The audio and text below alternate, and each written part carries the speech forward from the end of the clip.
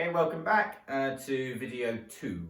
Right, in the previous video we learned what a forehand is and a backhand is. So a forehand is where your palm is up and your backhand is where your knuckles are up. So today we're going to progress it a little bit more. So we're now going to hit a forehand, then a backhand, just like last lesson, and then you're going to try and catch it with either the racket, frying pan, whatever.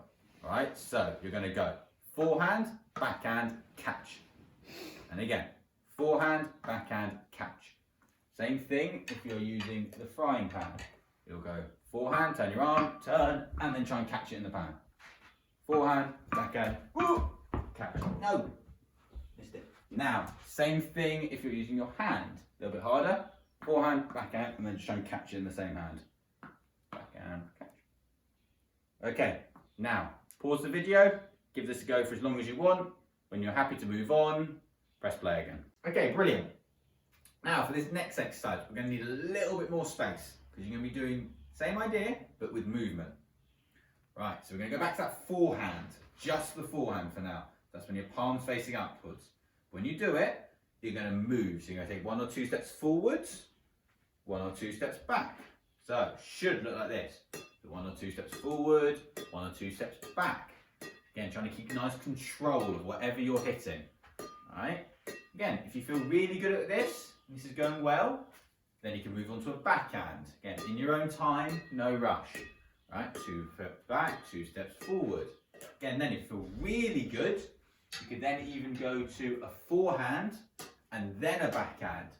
2 steps forward, 2 steps back. Again, no pressure, just move on whenever you want. Then you're feeling even better, just move in any direction you want. So rather than just move forwards and backwards, you can move sideways, forwards, little circles, little turns.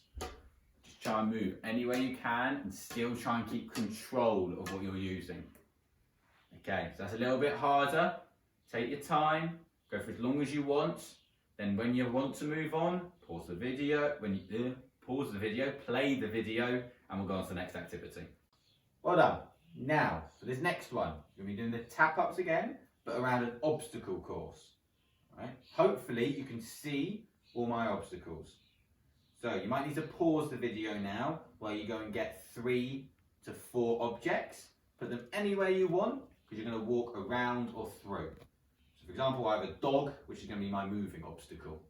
Now, pause the video now if you need, and then just press play. I'm going to carry on and show you what we're going to do. So you can either use just a forehand, just a backhand, or a backhand, well, a forehand and a backhand. Try any way you want, experiment, and try and go around all your objects, through all your objects, over all your objects without hitting them. So here we go. So you try and move around your objects, try not to hit them, but try and keep your eyesight looking at where you're going. Okay, try and keep control. Try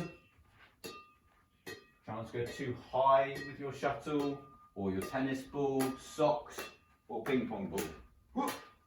Then see if you can get back to the start. And then if you can, then just go again. If you did forehand that time, then maybe try backhand. If you did that, then try forehand and a backhand. Give it a go for as long as you want. Again, pause the video. When you're happy, come back and we'll move on.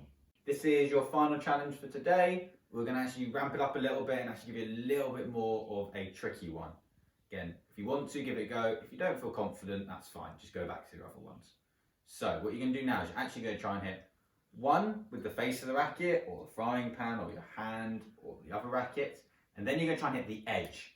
Just try it once. Don't try and do it 50 times. It's not easy. So what it should look like, if I can do it, is one the face, one the frame. Again, not easy, right? So you go face and then with the top bit.